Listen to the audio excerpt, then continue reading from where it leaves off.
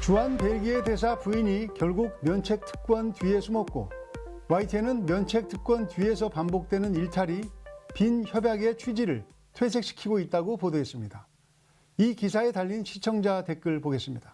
서울 용산에서 옷가게 점원에게 손찌검을 간 주한 벨기에 대사 부인이 결국 면책 특권 뒤에 숨었습니다.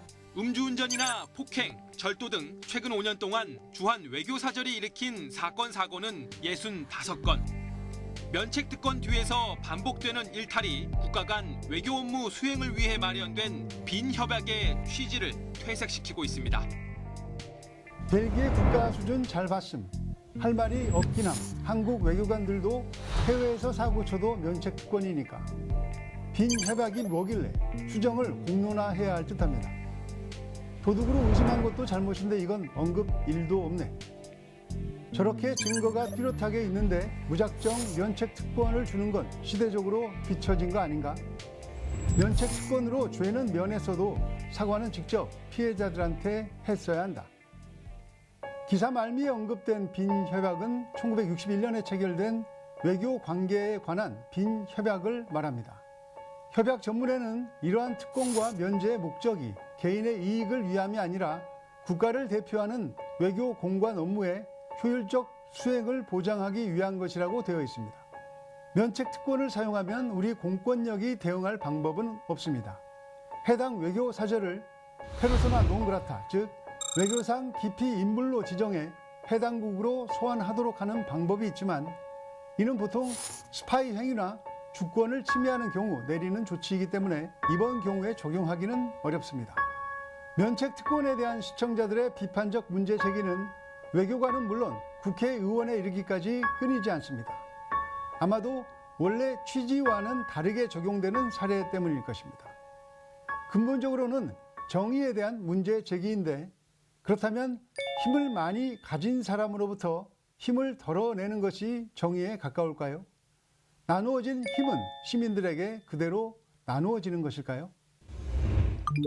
한강변에서 숨진 손정민 씨의 사망을 둘러싼 수많은 의혹이 제기됐지만 지금까지 그 어느 것 하나 확인된 것이 없습니다. 그동안 의심을 받았던 손 씨의 친구는 이제 억측을 자제해달라는 입장문을 냈는데 관련 기사의 댓글을 살펴보겠습니다. A씨 측은 A4 용지 17장짜리 입장문을 통해 친구 손 씨의 안타까운 죽음을 추모하고 유족들에게 결례나 상처가 되는 일을 삼가기 위해서 숱한 억측과 의심에도 따로 입장을 밝히지 않고 이를 감내해왔다고 설명했습니다. 고 손정민 씨의 아버지는 아직 사과를 듣지 못한 상태라며 지금에서야 왜 입장문이 필요한지 의문이라고 말했습니다. 친구 A씨가 그동안의 의혹에 대해 해명하고 신상털기와 허위사실 유포를 자제해달라는 입장문을 냈다는 내용입니다.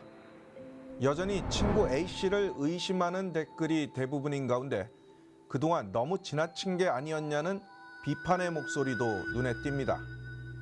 비난은 수사 결과가 나온 후에 해도 늦지 않을 텐데 진짜 도를 넘었다. 집단 광기 너무 무섭네.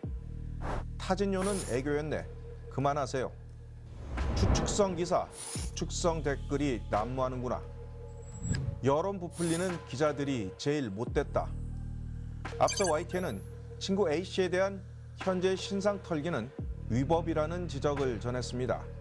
이에 대해 YTN 모니터단은 과도한 관심이 사안의 본질과 다르게 전개되는 문제를 생각하게 했다며 무분별한 행동 자제를 촉구하는 의미 있는 보도였다고 평가했습니다.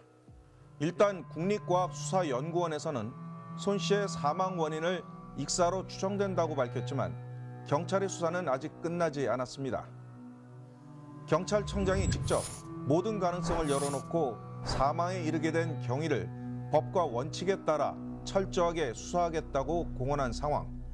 이제는 근거 없는 의혹을 확대 재생산하기보다는 경찰의 수사를 지켜봐야 할 때입니다. 일단 지르고 보는 유튜버들의 동영상에 비하면 YTN 뉴스는 재미없게 느껴질 수 있습니다. 그렇지만 앞으로도 YTN은 시간이 더 걸리더라도 취재를 통해 확인된 사실만을 전하도록 하겠습니다. 지금까지 시청자 브리핑 시시콜콜입니다.